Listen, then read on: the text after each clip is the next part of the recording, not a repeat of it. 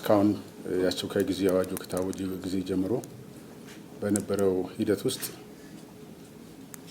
የተፈጸሙ ተግባራት ምንድናቸው፣ አጠቃላይ ያለው ሁኔታ ምን እንደሆነ ለእናንተ እዚህ ለመግለጽና ከዛ ከእናንተ የሚነሱ ጥያቄዎች ካሉ ደግሞ እነሱ ላይ ተመስርተን ተጨማሪ ማብራሪያ የሚያስፈልጋቸው ነገሮች ካሉ እነሱ ላይ ማብራሪያ ለመስጠት ነው።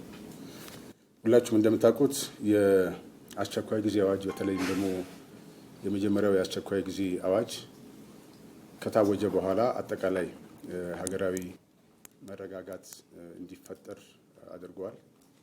ያን ተከትሎ የተፈጠረውን ሁኔታ በመገምገም የመጀመሪያው አስቸኳይ ጊዜ አዋጅ ሪፖርት ቀርቦ በሕዝብ ተወካዮች ምክር ቤት ጸድቆ መነሳቱ ይታወቃል።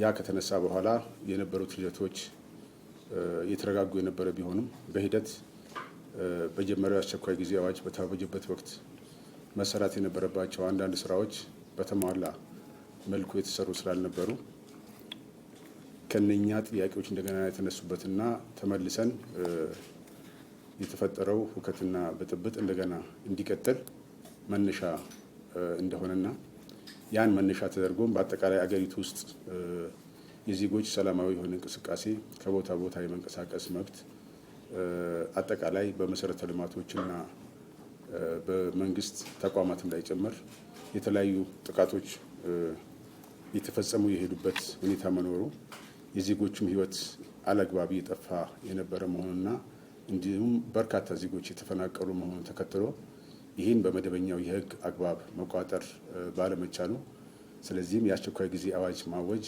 አስፈላጊ ሆኖ በመገኘቱ የአስቸኳይ ጊዜ አዋጅ ታውጇል፣ ለሁለተኛ ጊዜ ማለት ነው። የዚህ የአስቸኳይ ጊዜ አዋጅ ዋናው መሰረታዊ መነሻው እንግዲህ ይሄን በህጋዊ መልክ ልንቆጣጠረው ያልቻልነውን ሁከትና ብጥብጥ ይሄን ህገ መንግስታዊ ስርዓቱን ህገ ወጥ በሆነ መልክ ለመቀየር የሚደረጉ አካሄዶችን ለማስቆምና ወደ ትክክለኛው አግባብ እንዲገቡ የማድረግ ስራ ለመስራት ታስቦ የታወጀ የአስቸኳይ ጊዜ አዋጅ ነው። ይሄ አዋጅ እንግዲህ ሲታወጅ እነኚህ የሁከትና የብጥብጥ ኃይሎች በዋነኛነት ከዚህ ቀደምም መንግስት ገምግሞ ያስቀመጣቸው የመልካም አስተዳደር የልማት ክፍተቶች መኖራቸውን የገመገመውን ያንን በመጠቀምና ያንን ወደ ራሳቸው አጀንዳ በመውሰድ ይህን እንደ ሽፋን በመጠቀም ህገ መንግስታዊ ስርዓቱን ህገ ወጥ በሆነ መልክ ለማፍረስና የራሳቸውን የስልጣን ፍላጎት በአቋራጭ ወደ ስልጣን ለመምጣት በዋነኛነትም ብዙ አገሮች ላይ እንደተሞከረው የቀለም አብዮት ባህሪ ያለውና በዛ መልክ የሚገለጽ እንቅስቃሴ በማድረግ ላይ ነው የሚገኙት። በዚህ ሂደትም ሁላችሁም እንደምታውቁት በርካታ የግል የመንግስት ንብረቶች እንደዚሁም ውድመት ደርሶባቸዋል። በርካታ መሰረተ ልማቶችን እንደዚህ ለጥቃት ለማጋለጥ እንቅስቃሴ እያደረጉ ነው ያሉት። ዋና ዋና የሀገሪቱ የመንገድ አውታሮችንም ጭምር እንደዚሁም መደበኛ የሆነ የትራንስፖርት ፍሰት እንዳይኖር በማድረግ በማስተጓጎል መንገዶችን በመዝጋት እየፈጸሙ ነው የሚገኙትና ይሄንን አግባብ በሚገባ ለመቋጠር ነው የአስቸኳይ ጊዜ አዋጁ የታወጀው።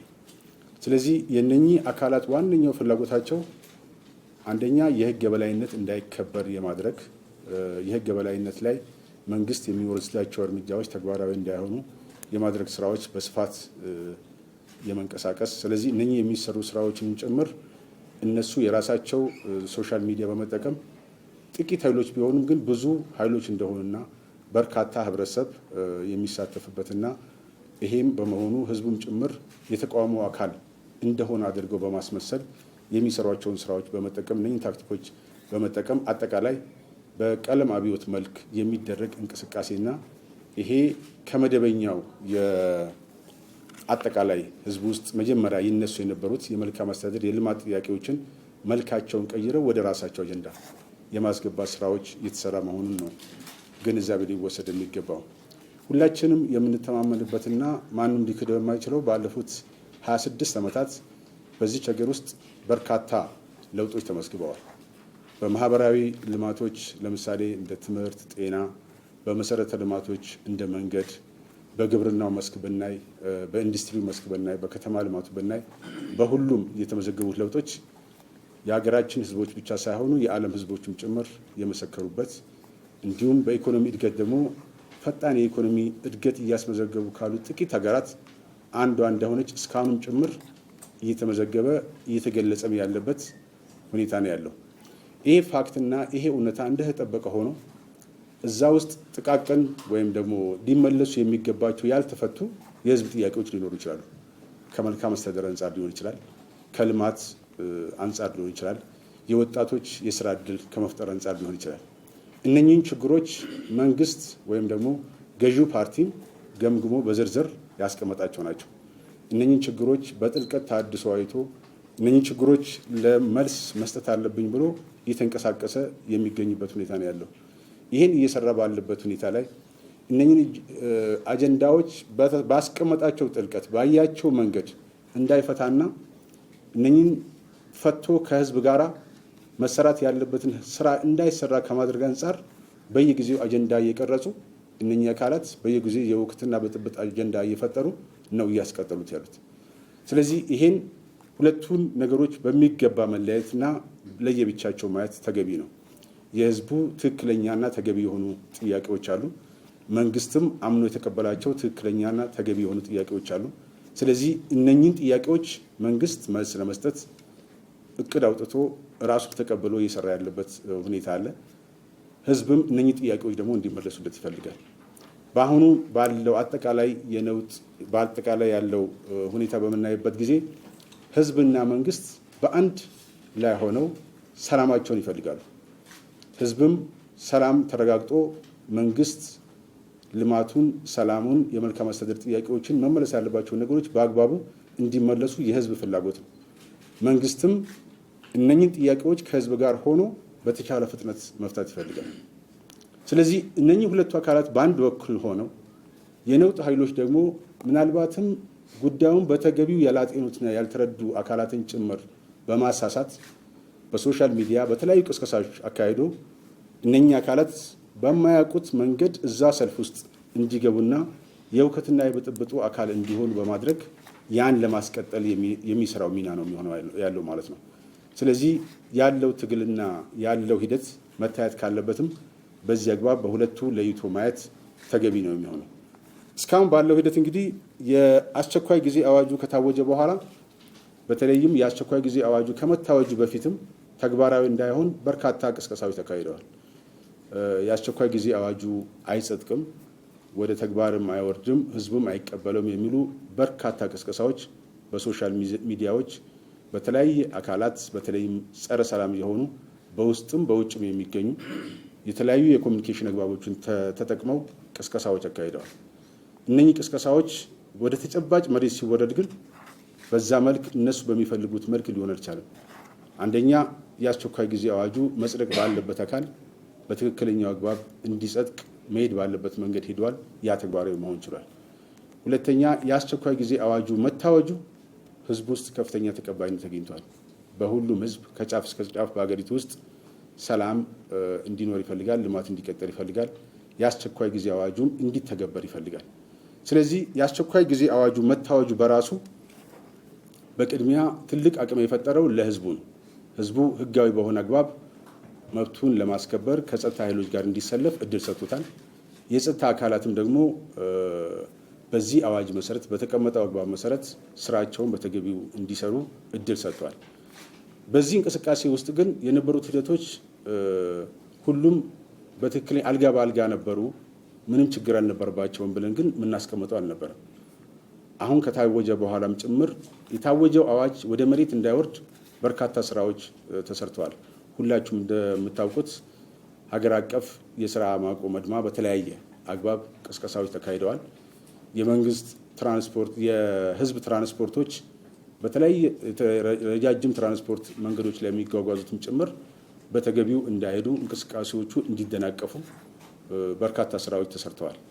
ዜጎች ሰላማዊ እንቅስቃሴ እንዳይኖር ከቦታ ቦታ በሰላማዊ መንገድ እንዳይንቀሳቀሱ መንገዶችን በተለያየ አግባብ አንዳንድ ቦታ ላይ ግንዲላ በማጋደም አንዳንድ ቦታ ላይ ድንጋዮችን በመከመር አንዳንድ ቦታ ላይ ደግሞ የመኪኖቹን ቁልፍ ጭምር በመቀማትና መንገድ በመዝጋት በዚህ መልክ የነውጥ ኃይሎች ሁከት በመፍጠር የሰላማዊ የዜጎች እንቅስቃሴ እንዳይፈጠር በርካታ ስራዎች ሰርተዋል።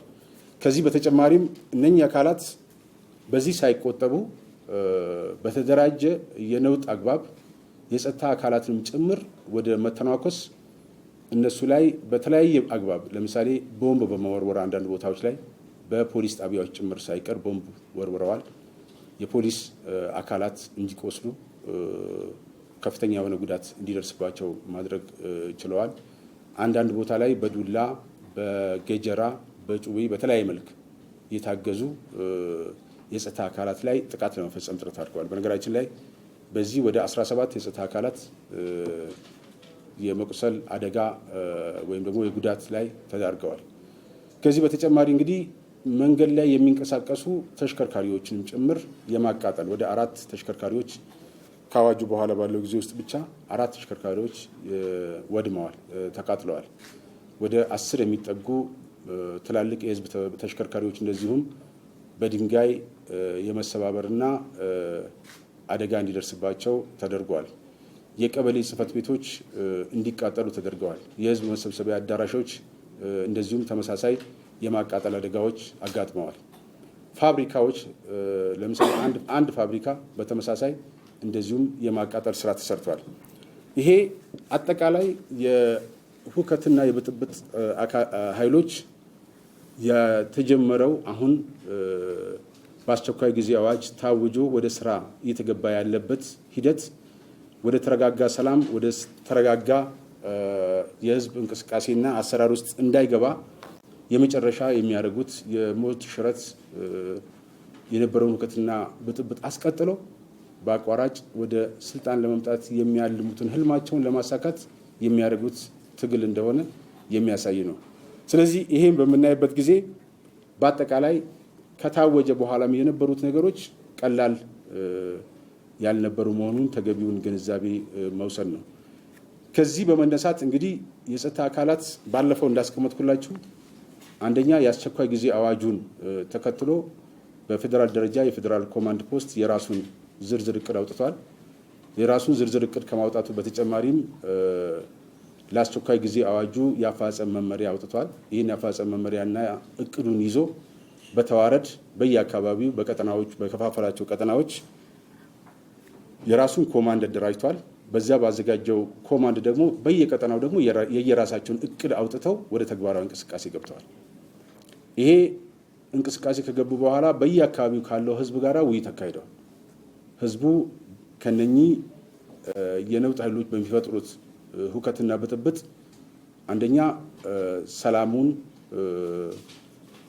መደበኛ ኑሮ እንቅስቃሴው እንዳይስተጓጎል እንዴት ከጸጥታ ኃይሎች ጋር ተባብሮ አብሮ እነኚህ አካላት መመከት እንዳለበት ውይይቶች ተካሂደዋል። በዚህ ዘንድም በርካታ ለውጦች ማምጣት ይችላል። ስለዚህ ህዝቡ ከጸጥታ ኃይሎች ጋር እጅና ጓንት ሆኖ እየሰራ ያለበት ሁኔታ መፍጠር ይችላል።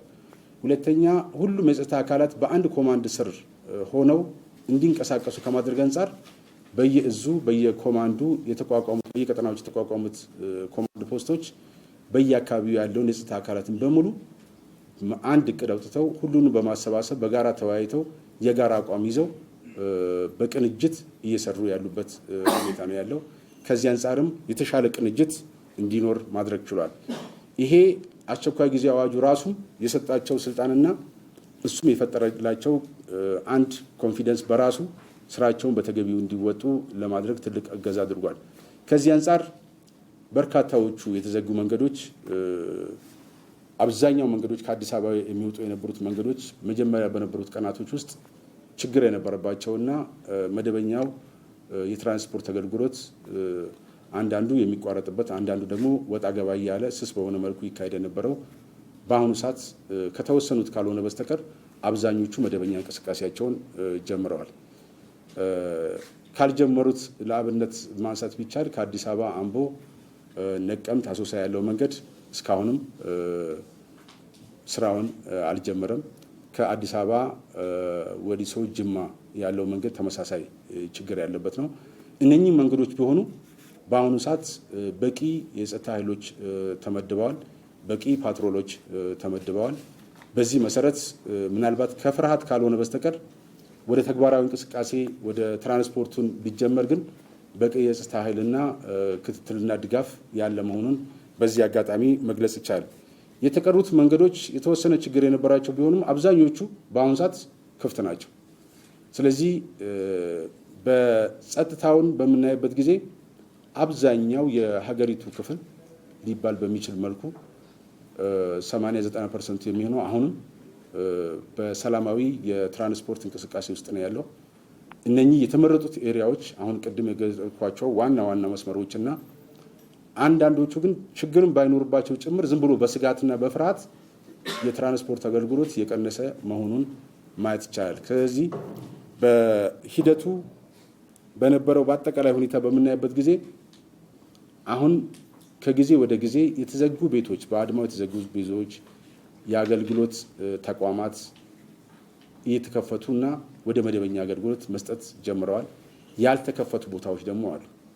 ቅድም እንዳልኩት አሁን እንደ ምዕራብ ወለጋ አካባቢ፣ ነቀምት አካባቢ፣ ደምቢዶሎ አካባቢ፣ ጅማ ዞን አካባቢ እነኚህ ያልተከፈቱና ወደ መደበኛው እንቅስቃሴ ያልገቡ ግን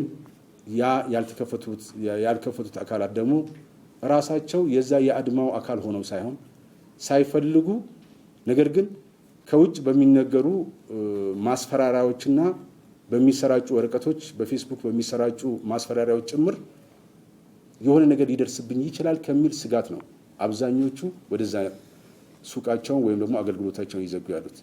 እነኚህ አካላት በየአካባቢ ካሉት የጸጥታ ኃይሎች ጋር በመቀናጀት አሁንም አገልግሎቱን መስጠት የሚችሉ መሆኑን በየአካባቢያቸው ካሉ የጸጥታ አካላት በመቀናጀት ደግሞ እንደዚህ አይነት ማስፈራራትና አላስፈላጊ ጫና የሚፈጥሩባቸው አካላት ካሉ ለሕግ እንዲቀርቡ በማድረግ አንጻር የየራሳቸው ሚና መጫወት አለባቸው። ስለዚህ በአሁኑ ሰዓት ሁሉም አካባቢ በዚህ አስፈላጊውን ጥበቃ አስፈላጊውን የጸጥታ ስራ ሊሰራ የሚችል አካል በየአካባቢው ያለ መሆኑን ተገቢውን ግንዛቤ ወስዶ በዛ መልክ መሄድ ተገቢ ነው። ከዚህ አንጻር በርካታ ቦታዎች ላይ ከጸጥታ አካላት ጋር በመቀናጀት እንደዚህ ችግር የሚፈጥሩትን አካላት አሳልፈው የመስጠት ስራዎችን እየሰሩ ነው። ለምሳሌ ጅማ ብንወስድ በግድ እያስገደዱ ሱቅ የሚያዘጓቸውን የሚያስፈራሯቸውን አሳልፈው እነኚህ ችግር እየፈጠሩብን ነው ብሎ የአካባቢው ህዝብ ራሱ ለሕግ እያቀረበ ያለበት ሁኔታ ማየት እንችላለን። ከዚያ በተጨማሪም የመስተዳደር አካላትም ጭምር ከነኚህ የጸጥታ አካላት ጋር በመሆን ከአካባቢው ህዝብ ጋር በመሆን እንደዚህ ሁከት የሚፈጥሩትና ብጥብጡን ለማስቀጠል የሚፈልጉትን አካላት የማስቆም ለሕግ እንዲቀርቡ የማድረግ ስራም በተቀናጀ መልክ እየሰሩ ስለሆነ ይሄ አጠናክረን በመቀጠል በአጭር ጊዜ ውስጥ ለውጥ የምንፈልገውን ለውጥ ማረጋገጥ ይቻላል። የአስቸኳይ ጊዜ አዋጁም ከታወጀበት ጊዜ አንጻር አጭር ጊዜ ቢሆንም ለውጦቹን አሁንም እየተከሰቱና እየታዩ እየመጡ ስለሆነ ቀጣይ ስራውን እያጠናከርን እያሰፋን ስንሄድ አሁን ያሉ ስጋቶች ሙሉ በሙሉ መቆጣጠርና ወደ ትክክለኛው አሰራር ማምጣት የሚቻል ነው የሚሆነው። ከዚህ በተጨማሪ እንግዲህ በዋነኛነት ይሄን ሁከትና ብጥብጥ በምናይበት ጊዜ አሁን ብዙዎቹ በዚህ ሂደት ላይ እየተጎዱ ያሉት አነስተኛ የህብረተሰብ ክፍሎች ናቸው። ሱቃቸውን እንዲዘጉ የሚያደርጉት የዕለት ስራ ሰርተው ልጆቻቸውን የሚያስተዳድሩ በርካታ ቤተሰቦች ናቸው። ሀገራችን ገና ከድህነት ያልወጣች ሀገር እንደመሆኗ መጠን አብዛኛው ህብረተሰብ ክፍል በዕለት ኑሮ ዛሬ የሰራትን ለነገ የሚመገብ ወይም ደግሞ ዛሬ የሰራትን ለዛሬ ለልጆቹ መግቦ የሚያድር ነው። አብዛኛው ህብረተሰብ አንድ እንጀራ ሽጣ የምትተዳደር እናት ዛሬ ስራ መስራታችን ተብላ ቤቷ ሲዘጋባት ነገ ልጆቿን የምታበላቸው ነገር እንዳይኖራት ነው የምትደረግ ያለው። ዛሬ አንድ የጉልበት ስራ ሰርቶ የሚውል አባት ዛሬ የጉልበት ስራ እንዳይሰራ ሲከለከል ማታ ልጆቹ የሚያበላቸው ነገር የለም። ስለዚህ ለ3 ቀንና ለ4 ቀን እየተባለ የአገልግሎት ተቋማት እንዲዘጉ ዜጎች በእለት ስራ ሰርተው ቤተሰባቸውን ኑሯቸውን የሚመሩበት እድል ሲዘጋ ምናልባት ውጭ ሀገር ሆኖ በፌስቡክ እየጻፈ ለሚለጥፍ ሰው ቀላል መዝናኛ ሊሆን ይችላል። ነገር ግን በርካታ ደሃ ዜጎችን ግን የሰቆቃ ህይወታቸው አደጋ ላይ እንዲወድቅ የሚያደርግ ስራ ነው ግን እየተሰራ ያለው። ስለዚህ ይሄ አካል በየትኛውም መመዘኛ ቢሆን ህዝባዊ አስተሳሰብ ያለው አካል ሊሆን አይችልም። በየትኛውም አስተሳሰብ ቢሆን ለህዝቦች ለዜጎች የሚጨነቅና የሚያስብ ሊሆን አይችልም። ምናልባት እሱ የሚታየው ነገር ቢኖር ዜጎች ህይወት የፈለገው ነገር ይሁን እንዴት በአቋራጭ ህገ ወጥ በሆነ መልክ ህገ መንግስታዊ ስርዓቱን በጣሰ መልክ እንዴት ወደ ስልጣን እንደሚመጣና ያን እንዴት እንደሚያሳካ ከማሰብ ውጪ ዛሬ እነኚህ ደሃ ዜጎች የሚደርስባቸውና የሚያጋጥማቸውን ችግር የሚያስብና ለዛ የሚቆጭ አካልም እንዳልሆነ ግልጽ መሆን ያለበት ነው። በየቦታው መጋቢ መንገዶች በግንዲላ ሲዘጉ በድንጋይ ሲዘጉ የሚስተጓገለው አሁንም ደሃ ህብረተሰብ ነው። ከቦታ ቦታ የሚንቀሳቀሰው አርሶ አደሩ እህሉን አውጥቶ የሚሸጥበት እንስሳቶቹን አውጥቶ ሽጦ ተገበያይቶ ኑሮን የሚመራበት ነው የሚስተጓገለው። ምናልባትም ነፍሰ ጡሮች ወደ ሆስፒታል የሚደርሱበት ወደ ማዋላጃ ቦታ የሚሄዱበት የታመሙ ዜጎች የሕክምና አገልግሎት የሚያገኙባቸው መንገዶች ናቸው የሚዘጉ ያሉት። ስለዚህ በየትኛው መመዘኛ ቢሆን አሁን ያለው ሁከትና ብጥብጥ አጠቃላይ የሀገራችን ዜጎች የሀገራችን የህብረተሰብ ክፍሎች የሚጎዳና እነሱም የማይቀበሉት ይሄ ሰላም እንዲኖርና እንዲቀጥል የሚፈልገው አብዛኛው የሀገራችን ህዝብ ነው ብለን ስንነሳም ይሄ አንዱ መሰረታዊ ነገር አብሮ ተደምሮ መታየት ያለበት ነው። ስለዚህ ይሄን ከመስራት አንፃር እስካሁን በተሰራው ስራ በርካታ ለውጦች በሚባል ደረጃ በአጭር ጊዜ ውስጥ ማስመዝገብ ተችሏል ተብሎ ሊወሰድ አይችልም። ነገር ግን ጅምሩ ጥሩ ጅምር ነው ብሎ ግን ማስቀመጥ ይቻላል። ከዚህ አንፃር አብዛኛው የሀገራችን ህዝቦች በተለይም ደግሞ ሁከትና ብጥብጡ ባለበት አካባቢ ያለው የህብረተሰብ ክፍሎች ሰላምና አሁን ያለው መረጋጋት እንዲቀጥል ከጸጥታ ኃይሎች ጋር ሆነው ተቀናጅተው ለሰሩ ስራ በዚህ አጋጣሚ ምስጋናዬን ማቅረብ እፈልጋለሁ። የጸጥታ አካላትም ቢሆን እየቆሰሉም የደሙም የተቸገሩም ቢሆን ይህን ሰላም መረጋጋት ለህዝብ ጥቅም ሲሉ እየከፈሉ ያሉት መስዋዕትነት እውቅና ሊሰጠው የሚገባውና ምስጋናም ሊቀርብላቸው የሚገባ ነው። ከዚህ በተጨማሪም የመስተዳደር አካላት በየቦታውም እንደዚሁም ይህን ስራ በማገዝ እያበረከቱት ያለው ሚና ቀላል ግምት የሚሰጠው አይደለምና የነኚህ አካላት አሁንም የተቀናጀ ስራ የነኚህ የነውጥ ኃይሎች በህገወጥ መልክ የሚንቀሳቀሱባቸው አካሄዶች ሊሳኩ እንደማይችሉና በአጭር ጊዜ ውስጥ በቁጥጥር ውስጥ ለማድረግ የሚሰራው ስራ የተሳካ ሊሆን እንደሚችል በዚህ አጋጣሚ መግለጽ ይቻላል። አመሰግናለሁ። የተወሰኑ ጥያቄዎች ካሏችሁ እቀበላለሁ። እንግዲህ ይሄ የአስቸኳይ ጊዜ አዋጅ መተግበር ከጀመረበት ጊዜ በኋላ የተገኙ ለውጦች እንዳሉ አብራርተውልናል። አስቸኳይ ጊዜ አዋጁ ያ ሁሉም ሰው እንደሚስማማው ህገ መንግስቱን ከአደጋ ለመታደግ ሰላምን ለማስፈንና የሰው ህይወትንም እንዲሁ ከአደጋና ከሞት ለመታደግ ተብሎ ስራ ላይ እየዋለ ነው ያለውና ሰላምን በማስከበር ሂደት ውስጥም ደግሞ በጸጥታ አካላትም ሆነ በሌላ ምክንያትም የሰው ህይወት ከዛ በኋላ እያለፈ ነው ያለውና ይሄ እንዳይከሰት በተለይ የጸጥታ አካሉ በጥንቃቄ ተልእኮውን እንዲወጣ ምንድን ነው እየተደረገ ያለው? አመሰግናለሁ። የጸጥታ አካላት ተልእኳቸውን እንዲወጡ ከማድረግ አንጻር ምን እየተሰራ ነው ተብሎ በትክክለኛው አግባብ እንዲወጡ ከማድረግ አንጻር ምን እየተሰራ ነው ተብሎ የተቀመጠው ከዚህ ቀደም ተመሳሳይ ጥያቄ ነበር የተነሳውና አብራርቼዋለሁ። ምንድነው አንደኛው ሁላችንም ልንረዳው የሚገባው ያለፈው የአስቸኳይ ጊዜ አዋጅ ሲታወጅ የአስቸኳይ ጊዜ አዋጅ በዚህ ሀገር በተለይም አሁን ባለው ስርዓት ውስጥ የመጀመሪያ የአስቸኳይ ጊዜ አዋጅ ነው። ይህ አስቸኳይ ጊዜ አዋጅ በተሟላ እውቀት እና ልምድ ላይ የተመሰረተ አልነበረም የነበረው። ሆኖም የተለያዩ የዓለም አቀፍ ልምዶችን የሀገራችን ተጨባጭ ሁኔታ ጭምር በማካተት የመጀመሪያው የአስቸኳይ ጊዜ አዋጅ ቢሆን በተቻለ መጠን ዘመናዊና ሁሉም ነገሮች ያሟላ እንዲሆን ከማድረግ አንጻር የሚቻለውን ሁሉ ተደርጓል። ያ ማለት ምንም ክፍተት አልነበረውም፣ የተፈጸመ ነገር ምንም ግድፈት የለውም የሚል አይደለም ለማለት የምፈልገው። በሂደት ግን የአስቸኳይ ጊዜ አዋጅ የመጀመሪያው የአስቸኳይ ጊዜ አዋጅም አይታችሁ ከሆነ በተለያየ ደረጃ ላይ የተለያዩ ማሻሻያዎችን እያደረግን ሄደናል። የተለያዩ መመሪያዎችን ስናወጣ በአንደኛው መመሪያ ላይ ያልተሸፈነ በሁለተኛው ያልተሸፈነ በሶስተኛው እያደረግን የጸጥታ አካላት የሚወስዳቸው እርምጃዎች እነኛን እርምጃዎች ሲወስዱ ደግሞ ሊያሟላቸው የሚገቡ ነገሮችን እንዲያካቱ ተደርጎ ነው እንዲቀርጽ ተደረገው። ከዛ በተጨማሪም የጸጥታ አካላት ይህን ስምሪት ከመውሰዳቸው በፊት አንደኛ ተገቢ እንዴት ነው ተልኳቸው የሚፈጽሙት የሚለውን ተገቢ ኦሪንቴሽን እንዲያገኙ፣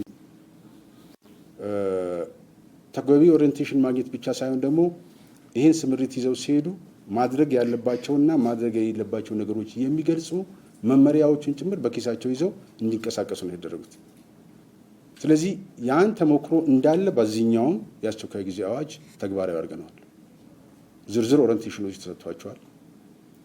በቀድሞዎቹ መመሪያዎች ላይ ያሻሻልናቸው ነገሮች እንዳሉ በዚህኛው አሁን ባወጣነው መመሪያ ላይ እንዲካተቱ ማድረግ ችለናል። እያንዳንዱን ተግባር ሲፈጽሙ ሊደረጉ የሚገባቸው ጥንቃቄ፣ ሊከበሩ የሚገባቸው መብቶች፣ ሊሟሉ የሚገባቸው ቅድመ ሁኔታዎችን አሟልቶ እንዲሄድ ከማድረግ አንጻር፣ ስለዚህ ይህን ባካተተ መልኩ ነው ተግባራዊ የተደረገው። ከዛ በተጨማሪ በዝርዝር ደግሞ እያንዳንዱን አፈጻጸም እንዴት መፈጸም እንዳለባቸውም ጭምር አስቀምጠን ነው እየሄድ ነው። ከሁሉም በላይ የጸጥታ አካሎቻችን የተገነቡበትን አግባብ ደግሞ ዋናው መሰረታዊ ቤዙ ብዬ የምወስደው መሰረቱ ብዬ የምወስደው እሱ የጸጥታ አካሎቻችን የተገነቡት በህገ መንግስቱ ላይ ተመስርተው የተገነቡ ናቸው። ህገ መንግስቱ ላይ የተቀመጡ መርሆችን፣ ዲሞክራሲያዊ መብቶችን፣ ሰብአዊ መብቶችን፣ የዜጎችን መብት እንዴት መጠበቅ እንዴት መከላከል እንዳለባቸው እዛ ላይ ተመስርተው ነው የተገነቡት። ህዝባዊ አስተሳሰባቸውና ህዝባዊ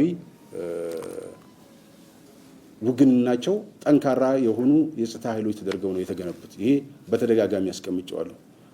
እዚህ ሀገር ውስጥ ብቻ ሳይሆን ሌሎች ሀገሮችም ላይ ተሰማርተው ጭምር በሄዱበት ቦታ እስካሁን በሄዱባቸው ቦታዎች በሙሉ የምስጋና እና በተልኳቸው ስኬት በህዝብ ያያዛቸው ስኬት የተመሰከረላቸው የጸጥታ አካሎች ናቸው። ስለዚህ ይሄ ባህሪያቸው ለራሳቸው ህዝብና ለቤተሰባቸውና ለወለዳቸው ህዝብ ሲሆን ደግሞ ይበልጥ አጠናክረው ተግባራዊ የሚያደርጉት ነው የሚሆነው። ለዚህም ነው ቅድም እንዳልኩት ላይላቸው ቦምብ የተወረወረ እየተፈነከቱ የተለያየ ችግር የሚደርስባቸው ጭምር በትዕግስት ሆነው ነው እያንዳንዱን ስራ እየፈጸሙ ያሉት። ይሄ በደንብ ልንረዳው የሚገባ ነገር ነው። ከዚህ ውስጥ ጥቂት የሚያጋጥሙ ነገሮች አይኖሩም ብሎ መውሰድ አይቻልም። አንዳንዱ ከአቅም በላይ በሆነ እነሱ ላይ በሚፈጠርባቸው ከአቅም በላይ በሆነ ጫና ሊከሰት ይችላል። ለምሳሌ መሳሪያ የመንጠቅ ተግባር ተፈጽሟል ብዙ ቦታ ላይ። አንድ የታጠቀን ኃይል ጠመንጃውን በግድ ስትወስድበት ወይም ደግሞ አንድ የታጠቀን ኃይል ደግሞ ሁለት እጁን ይዘህ የተለያየ እርምጃ ልትወስድበት ስትሞክር ምን ሊያደርግ እንደሚችል ሁላችሁም ራሳችሁን እዛ ውስጥ አስቀምጣችሁ ማየት ነው። ስለዚህ እነኚህ ክስተቶች ሊያጋጥሙ ይችላሉ። ባለፈውም ሳስቀምጥ ሙሉ በሙሉ ያለምንም ችግር ያለምንም ግድፈት ሁሉ ነገር 100% የተሟላ አፈጻጸም ይኖራል የሚል ነገር ልንወስድ አንችልም። ሊያጋጥሙ ይችሉ ነገሮች አሉ። እነኚህን የሚያጋጥሙት ነገሮች ግን የጸጥታ አካላት ይህን ኃላፊነት ወስደው ሰላሙን የማረጋገጥና የአስቸኳይ ጊዜ አዋጁን የመተግበር ስራ ባይሰሩ ኖሮ ግን ከዚህ የከፋ ስንት ነገር ሊፈጸም ይችል ነበር የሚለውን ደግሞ መውሰድ ነው። የስንት ሰው ህይወት ሊጠፋ ይችል ነበር፣ ምን ያህል ንብረት ሊወድም ይችል ነበር፣ ምን ሊከሰት ይችል ነበር የሚለውን ደግሞ በተቃራኒው ማየት ጉዳዩን በተገቢው ለመረዳትና የራስንም ግንዛቤ ለማዳበር የሚጠቅም ነው የሚሆነው። ስለዚህ ከዚህ አንፃር የጸጥታ አካላት በተቻለ መጠን በዛ መልኩ ነው እንዲሄዱም እንዲሰሩ የሚደረጉ ያሉት። ሁለተኛ በዚህ ሂደት ውስጥ የሚያጋጥም ነገር ካለ ህጋዊ አግባቡን ተከትሎ የሚጣራና በህግ መጠየቅ ያለበት የጸጥታ አካልም ካለ ደግሞ ቀጣይም ከተጠያቂነት የሚሸሽበት ወይም ደግሞ የሚያመልጥበት ሁኔታ አይኖርም ማለት ነው። ሁለቱን አብረን ነው ማየት ያለብን። ስለዚህ እነኚህ ድርጊቶች ተልኮን የፈጸመ ተልኮን የተወጣ ባለበት ሂደት ውስጥ የሚያጋጥሙ ነገሮች ካሉ እነኛ ተልኮን ሊወጣ ሲል የወሰዳቸው እርምጃዎች ናቸው፣ ተመጣጣኝ ናቸው አይደሉም፣ ራሳቸውን ችለው ተጣርቶ መፍትሄ የሚሰጣቸው ናቸው። ባለፈው እንዳስቀመጥኩላችሁ በመጀመሪያው የአስቸኳይ ጊዜ አዋጅ ቢሆን በዚህ አግባብ ትክክለኛ ባልሆነ አግባብ ተፈጽመዋል ያልናቸው ነገሮች እነኛን ተግባራት የፈጸሙት አካላት በህግ እንዲጠየቁ ለህግ እንዲቀርቡ ተደርጓል። አሁን በዚህ መልክ የሚያጋጥም ነገር ካለ የምናጣራው ነው የሚሆነው። አሁን ባለንበት ደረጃ ግን በዋነኛነት ግን ተግባራቸውን እየተወጡ ያሉት በዋነኛነት ቀደም ብዬ እንዳስቀመጥኩት እነኛን አሰራሮች አቅጣጫዎችና ፕሮሲጀሮችን ቅደም ተከተሎች ተከትለው እየፈጸሙ ያሉ ስለሆነ በዛ መውሰድ ተገቢ ነው የሚመስለኝ። አስቸኳይ ጊዜ አዋጁ ከታወጀ በኋላ የተለያዩ ጥያቄዎች እየተነሱ ነውና አንዳንድ የፖለቲካ ምሁራን የሚሉት መንግስት ከውስጡም ካሉ ሀገር ጋር ተቀራርቦ መስራት እስካልቻለ ድረስ ይሄ ያለው ነገር ይቀጥላል ነው የሚሉት። ቢሆን ጥያቄ ፖለቲካዊ ጥያቄ ነው ህዝቡ እያነሳ ያለውና ያ ደግሞ የሚፈታው መንግስት ውይይት ውስጥም ካሉ ጋር ይላሉና ይሄ እንዴት መንግስት ከውጭ ኃይሎች ጋር ካልተደራደረ በስተቀር ሰላሙ ሊረጋገጥ አይችልም የሚል አለ። መጨረሻ ላይም በፌስቡክ እና በተለያየ መልክ የቀረቡ አሉ የሚል ነው እየተቀመጠ ያለው። መንግስት ቀደም ብዬ እንዳስቀመጥኩት ይሄ መንግስት በህዝብ የተቋቋመ መንግስት ነው። በህዝብ ምርጫ የተቋቋመ መንግስት ነው። ህጋዊ መንግስት ነው። ስለዚህ ይህን ህጋዊ መንግስት ህገወጥ በሆነ መልክ መጥቶ ስልጣን ለመያዝ የሚፈልግ ሰው ካለ በዚህ መልክ ሊያስተናግድ የሚችል መንግስትም ህዝብም የለም በአሁኑ ሰዓት። ምናልባት የውጭ ኃይሎች ቀደም ብዬ እንዳስቀመጥኩት የየራሳቸው ፍላጎት ሊኖራቸው ይችላሉ። ተጠሪነቱ ለህዝብ ያልሆነ የነሱ ተላላኪ የሆነ መንግስት ሊፈጥሩ ይፈልጉ ይሆናል። እነሱ እንደፈለጉ ቁጭ በል ብድግ በል ብለው የሚያዙት አካል ይፈልጉ ይሆናል። ውጭ ያሉ ጸረ ኢትዮጵያ አቋም ያላቸው የተለያዩ መንግስታት ሀገራችን ምናልባት ባለፉት 25-26 ዓመታት እያስመዘገበች ባለው የኢኮኖሚ እድገት እየመጣ ባለው ልማት እየመጣ ባለው ለውጥ ማይደሰቱ በርካታ አሉ። ሀገራችን አስባው የማታቅ የህዳሴን ግድብ የሚያክል ነገር የመገንባት አቅም ገንብታለች። አባይን ይህ ትውልድ አይኑ እያየ ገድቦ ለሀገሩ ለማልማት የሚችልበትን አቅም እየፈጠረች ነው ያለችው። በዓለም አቀፍ ዲፕሎማሲ ተሰሚነት ተደማጭነቷ ያደገ ሀገር መሆን ችላለች። በቀጠናው ለሁሉም ሀገሮች ለቀጠናው ሀገሮች በሙሉ የሰላም ብርሃን ሆና የምታገለግል ሀገር መሆን ችላለች። ስለዚህ ይሄ እድገቷና ለውጧ ይሄ የህዝቦቿ መረጋጋትና በአንድ ላይ ሆነው ጸረ ድህነት ትግል ላይ መዝመታቸው ከዚህ አጀንዳቸው ካልቀየርናቸው በስተቀር ብሎ ቀንና ሌሊት የሚያቃዣቸው የሀገራችን በጎ ነገር ሊያዩ የማይፈልጉ ጠላቶች በርካቶች ናቸው። እነኚህ አካላት ውስጥ ካሉ ጸረ ሰላም ኃይሎች ግንባር ፈጥረው ይህን ስርዓት ይህን አሁን የጀመርነው መልካም ጉዞ ለማደናቀፍ በአቋራጭ የራሳቸውን ተላላኪዎች ለማስቀመጥ የሚራሯጡበት አግባብ ሊኖር ይችላል። ለዚህም ነው ውጭ ካሉ ኃይሎች የተባለ የጋራ ወይም የሽግግር መንግስት ጥያቄ እናንተ የምታነሱትም ዝም ብሎ ከባዶ ሜዳ ነው ብዬ አልነሳም። የሚነሳው ጥያቄ በዚህ መልክ ግን በዚህ ሀገር የሚፈጠር መንግስት አይኖርም። በህገ ወጥ መልክ፣ በነውጥ መልክ፣ በአመጽ መልክ በአቋራጭ የሚፈጠር መንግስት በዚህ ሀገር የለም። እቺ ሀገር በህገ መንግስት የምትተዳደር ሀገር ነች። እቺ ሀገር በህግ የምትመራ ሀገር ነች። በህዝቦቿ ውሳኔና ህዝቦቿ መርጠውት ለህዝቦቿ ተጠሪ በሆነ መንግስት የምትመራ ሀገር ነች። ሲፈልጉ ህዝቦቿ የሚቀይሩት ሲፈልጉ ደግሞ የሚያስቀጥሉት መንግስት እንጂ ከውጭ እጅ በመጠምዘዝ ሊቀየር የሚችልና በዛ መልክ ተላላኪን ለመፍጠር በሚያስችል መልክ የሚፈጠር መንግስት የሌለ መሆኑን እንዲያውቁት ደግሞ ደጋግሞ መንገር ተገቢ ነው። ለዚህም ነው የመጨረሻ በዚህ መልክ የሚሯሯጡትም የሚወራጩትም። ስለዚህ ከቅድም እንዳላችሁት ከውጭ የሚመጡ የተለያዩ የመንግስት ተወካዮችም ይሁኑ በሌላ መልክ የሚንቀሳቀሱም ቢሆኑ ይሄን መንግስት በዚህ ቁጭ በል፣ በዚህ በኩል ውጣ፣ በዚህ በኩል ግባ ብሎ የሚያዘው አካል ግን የሌለ መሆኑን በግልጽ መረዳት ይኖርባቸዋል። የሚያዘው አካል ካለ የመረጠው ህዝብ ብቻ ነው የሚያዘው። ከዛ ውጭ የሚያዘው አካል የሌለ መሆኑን በደንብ መረዳት ጥሩ ነው። ሁለተኛ መንግስት የተዳከመ መስሎ የሚሰማቸው አካላት ካሉ ስህተት ነው። ከምን ጊዜውም በላይ የተጠናከረ መንግስት ነው ያለው። በዚህ ሀገር ላይ የተጠናከረ የመንግስት አሰራር ነው ያለው። የመንግስታችንን ጥንካሬ ለማወቅ ሌላ ብዙ ቦታ መሄድ አያስፈልግም። ክቡር የኢፌዴሪ ጠቅላይ ሚኒስትሩ ስልጣኔን ለቅቅ ያለው ብለው ፓርላማ እስከምቀርብ ግን ድርጅቴ እስኪያሰናብተኝ እቀጥላለሁ ብለው አቅርበው መንግስት መደበኛ ስራውን በአግባቡ ይሰራ ያለ ነው። ምናልባት ሌሎች የአፍሪካ ሀገሮች ቢሆን ወይም ሌሎች ሀገሮች አንዳንድ ሀገሮች ቢሆን ኖሮ መንግስት በዚህ መልክ ከላይ ያለ አካል ዋናው መሪው ለቅቅ ያለው ብሎ ባቀረበበት ሀገር የት ሀገር ነው እንደዚህ አይነት የተረጋጋ ሰላም የተረጋጋ የመንግስት ስርዓት ጠብቆ የሚሄዱ? ስለዚህ በአሰራር ደረጃን በምናይበት ጊዜ አንደኛ ፌደራል ስርዓታችን ምን ያህል ጠንካራ መሆኑን የሚያሳይ ነው። የፌደራል ስርዓታችን ማዕከላዊ መንግስት አለ፣ የክልሎች መንግስታት አሉ። እያንዳንዱ መንግስታት ስራቸውን እየሰሩ ነው ያሉት በተገቢው።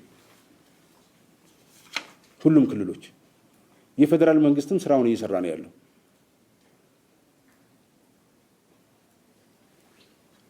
ይሄ በተፈጠረበት ሁኔታ ላይ በተመሳሳይ ሌላ ሀገር ቢሆን ኖሮ ምናልባት የስልጣን ሽሚያ፣ የተለያየ ሁከት፣ የተለያየ ነገር ነበር እንዲከሰት ይጠበቅ የነበረው።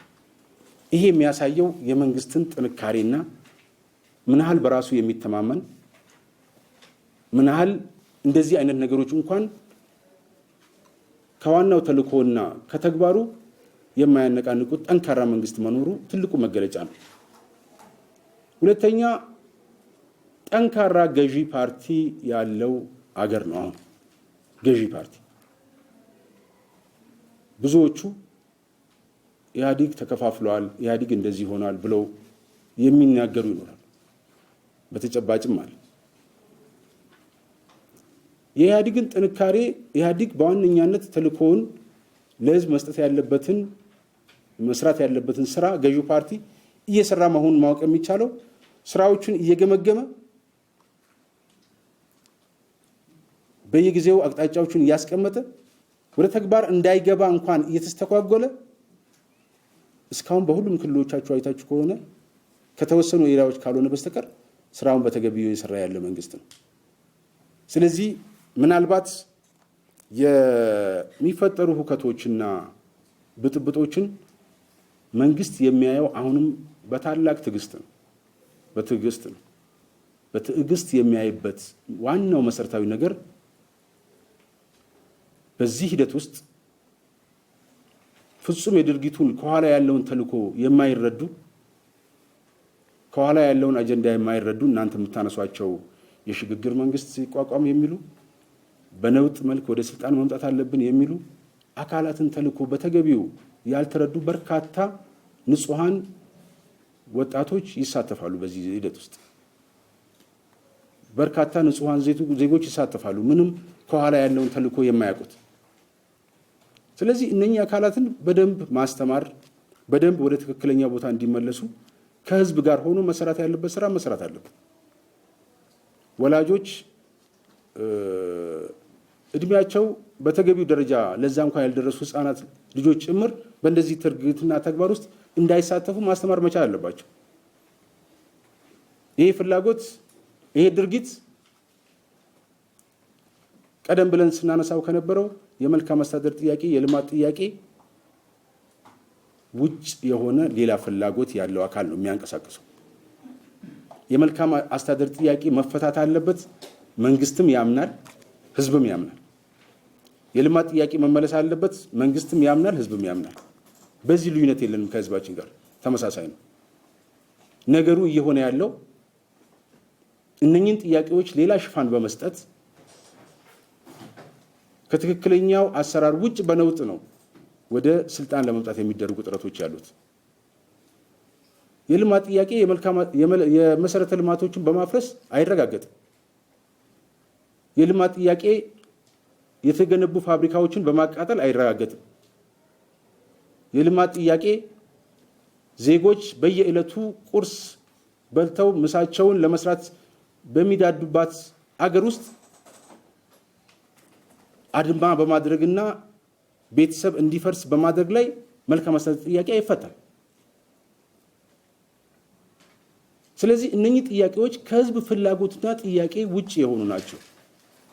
ከህዝብ የሚነሱት ጀኒውን ጥያቄዎችን ግን ትክክለኛ ጥያቄዎችን ግን መንግስትም ገዢ ፓርቲውም ተቀብሎ መፍታት አለብኝ ብሎ ነው ከህዝብ ጋር ተስማምቶ እየሄደ ያለው። ሁለቱን አጀንዳዎች በተገቢ በመለየትና ለዚህ ተልእኮ ደግሞ እየተሯሯጡ ያሉትን አካላት ህዝብም በተገቢው እንዲረዳቸው፣ ህዝብ መረዳት ብቻ ሳይሆን ንጹሃን ልጆች ይሄን ከበስተጀርባ ያለውን መልእክት በአግባቡ የማይረዱትም ወደዚህ ውስጥ እንዳይሳተፉ የማስተማርና ትክክለኛውን ግንዛቤ ይዘው በትክክለኛው መነሳት ያለበት ጥያቄ በተገቢው መንገድ እንዲያነሱ ማድረግ ተገቢ ነው። ስለዚህ ይሄን ማየት ጥሩ ነው የሚል ነገር አለኝ።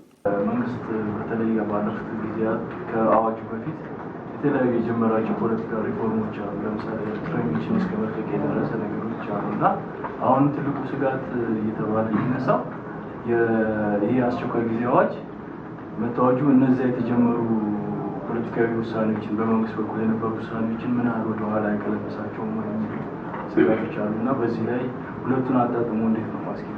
ይሄ አሁን የአስቸኳይ ጊዜ አዋጁ የፖለቲካሊ የተወሰኑ ውሳኔዎችን አያስተጓግሉም ወይ ብሎ የተነሳው ጥያቄ፣ በነገራችን ላይ የአስቸኳይ ጊዜ አዋጁም ይሄኛውም አብረው የቀረቡ አጀንዳዎች ናቸው፣ ብዙ የሚለያዩ አይደሉም። ስለዚህ ሁለቱ ዓላማቸው የተለያየ ነው። የአስቸኳይ ጊዜ አዋጁ በዚህ ሀገር ላይ ሰላምን፣ መረጋጋትን የመፍጠር ጉዳይ ነው። ስለዚህ ህገ መንግስታዊ ስርዓቱን ህገ ወጥ በሆነ መንገድ በአቋራጭ መንገድ ለማፍረስ የሚሄዱ አካላትን ያ እንዳይሳካ የማድረግ ስራ ነው ዋና ዓላማው። የዜጎችን ሰላማዊ እንቅስቃሴ፣ ሰላማዊ ህይወት የማረጋገጥ ስራ ነው ይሄኛው ስራ የሚሰራው። ከዚህ አንጻር የተፈቱ አካላትም ለሰላምና መረጋጋቱ አሁን ላለው ሂደት የሚያግዙ እስከሆነ ድረስ ከነሱ ጋር የሚያጋጨው ነገር የለም። መፈታት ያለበት አካል አይታችሁ ከሆነ ከታወጀን በኋላ እኮ እየተፈቱ ነው። አንዳንዶቹ የገደበው ነገር የለም። ስለዚህ ሁለቱ የሚቃረኑ አይደሉም፣ ይልቅስ አብረው እየሄዱ ያሉ ናቸው። ያ ማለት ህገወጥ አካላት አሁንም በቁጥጥር ስር አይውሉም ማለት ግን አይደለም። ግልጽ መሆን አለበት። የአስቸኳይ ጊዜ አዋጁን ተላልፈው የሚገኙ አሁንም ሁከትና ብጥብጡን ለማስቀጠል የሚፈልጉ ከዚህ ተግባራቸው የማይቆጠቡ አካላት ግን አሁንም የህግ የበላይነት መረጋገጥ ስላለበት ህጋዊ አሰራሩ ተጠብቆ በህግ የሚጠየቁ ይሆናል። ይሄን ከማድረግ አንጻር አሁንም ኮማንድ ፖስቱ በቁጥጥር ስር ያዋላቸው ግለሰቦች አሉ በየቦታው። እነኚህ ግለሰቦች እንደባለፈው በርካታ አድርጎ በመሰብሰብ ሳይሆን ዋና የጉዳዩ አቀንቃኞች እነማን ናቸው በማለትና በመለየት ዋና መሪዎቹን የህግ ተጠያቂ በማድረግ ላይ መሰረት ያደረገ ስራ ነው የተሰራ ያለው። ስለዚህ ከዚህ አንጻር የተጀመሩ ስራዎች አሉ፣ በህግ ቁጥጥር ይውላሉ። ህጋዊ አሰራሩን ተጠይቆ ደግሞ በህግ መጠየቅ ያለባቸው በህግ የሚጠየቁ ይሆናሉ። ስለዚህ የሚጋጭ ነገር የሌለው መሆኑን መውሰድ ተገቢ ነው። ሰራተኞች ብዙ ቦታ ላይ አብዛኛው ብለን የወሰድነው እንግዲህ ከነበረው አጠቃላይ ቅስቀሳ ጋር ከስጋት የተነሳ ነው ብሎ ነው ለጊዜው ኮማንድ ፖስቱ የወሰደው። ስለዚህ ማንኛውም የመንግስት ሰራተኛ በስራው ቦታ ላይ የመገኘት ግዴታ አለበት። ይሄ የአስቸኳይ ጊዜ አዋጁ የአፈጻጸም መመሪያም ጭምር ያስገድዳል። ስለዚህ በክልል ይሁን በየትኛውም የመንግስት መስሪያ ቤት ውስጥ ያሉ የመንግስት ሰራተኞች በስራ ቦታቸው የመገኘት ግዴታ አለባቸው። በዚህ ዘንድ የሚያጋጥማቸው ችግር የሚያነሱት ስጋትም እንደ ስጋት ሊወሰድ የሚችል ነገር የለም። ምክንያቱም በየአካባቢው የጸጥታ አካላት በበቂ ያሉ ስለሆነ ምንም አይነት ጫና የማይፈጸም መሆኑን መወሰድ አለበት። ሁለተኛው አብዛኛው ህዝብ ቤቱ ላይ ዘግቶ አገልግሎቱን ያቋረጠው አብዛኛው ህዝብ አምኖበት አይደለም፣ አድማውን ስለሚቀበል አይደለም። አብዛኛው በስጋት የከፈቱ አካላት ላይ ወረቀት እየጻፉ ማስፈራሪያ ወረቀት የሚልኩ አሉ፣ ሄደው የሚያስፈራሩ አሉ። እነኚህ አካላት ባገኘ ሰዓት በየአካባቢው ላለ የጸጥታ አካላት ሪፖርት ማድረግና ወዲያው የህግ የበላይነት እዛ አካባቢ እንዲረጋገጥ የማድረግ ስራ የሚሰራ ነው የሚሆነው። ከዚህ በኋላ አብዛኛው የንግድ ተቋማት ሁሉም በሚባል ደረጃ ከፍተው አገልግሎት መስጠት መቻል አለባቸው። የሚያጋጥማቸው ችግር ሊኖር አይችልም። ካለም በየአካባቢው የጸጥታ አካላት ስላሉ ለነሱ ሪፖርት ማድረግ በቂ ነው። ከዛ ውጭ በየደረጃው ያሉ የኮማንድ ፖስት አካላት ተናበው ነው የሚሰሩት። እርስ በርስ አንዱ ከሌላው ጋር ተናበው ነው የሚሰራው። በዚህ መልክ በተለያየ መልክ የሚነሱት ይሄ በቅን በቀል በተለያየ መልክ የሚባል ነገር አሰራሩ አይፈቅድም። በዛ አይነት ለመሄድ የሚደረግ ነገር ካለ ግን ሪፖርት ማድረግ ነው። በአካባቢው ላለው ኮማንድ ፖስት ሪፖርት ማድረግ ነው። አፋጣኝ ምላሽም በዛ አካባቢ እንዲያገኝ ማድረግ የሚቻል ነው የሚሆነው። አንድ ግን ማስቀመጥ የምፈልገው እነኚህ መንገዶች አብዛኞቹ ከቀደም ከገለጽኳቸው 2 መንገዶች ውጪ ሁሉም መንገዶች ክፍት ናቸው። ሰላማዊ እንቅስቃሴ ማድረግ ይቻላል። የትራንስፖርት አገልግሎቱም የረጃጅም ትራንስፖርቶቹም አጫጭሮቹም ስራቸውን መስራት ይችላሉ።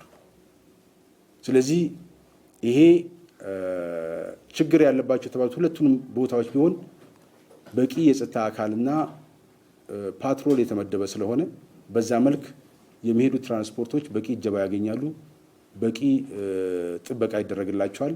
ሁሉም አካባቢዎች በሰላማዊ እንቅስቃሴያቸውን መጀመር የሚችሉ መሆኑን በዚህ አጋጣሚ መግለጽ እፈልጋለሁ። አመሰግናለሁ።